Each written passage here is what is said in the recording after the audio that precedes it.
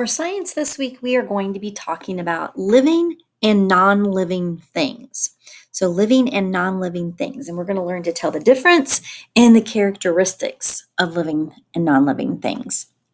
So I have a story for you, a book for you today. And it says, this clock moves and makes noise, but is it alive? Is an alarm clock something that's alive? Living things follow these 6 rules. So here are the 6 rules that make a living thing. Living things grow. So does the clock grow? No. Living things use energy. Now, a clock does use energy because it'll either need batteries or it'll need to be plugged in. So that does. But if it doesn't follow all of these things, then it's not a living thing. So living things grow. So a clock is not a living thing.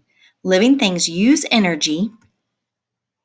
Living things make more of their own kind. Now, a clock can't make another clock, right?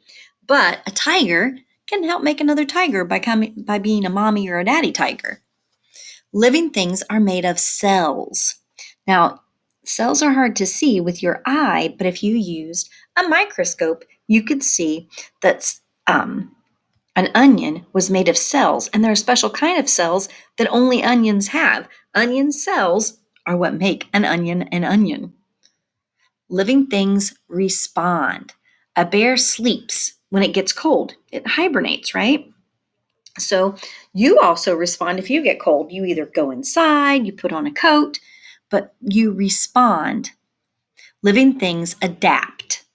This rabbit's fur turns white in the winter. It adapts to its surroundings. A living thing is anything that is now alive. A living thing is also anything that was once alive. A log is not alive now, but it was once a living tree. A non-living thing is anything that was never alive, like a tool, like a toy robot, like a rock, or a glass of water. This phone was never alive. The sun was never alive. Find the living and non-living things in this picture. So can you name 2 things that are alive in this picture? Well, the little girl is definitely alive. Humans are alive. And how about the trees in the background? That's alive.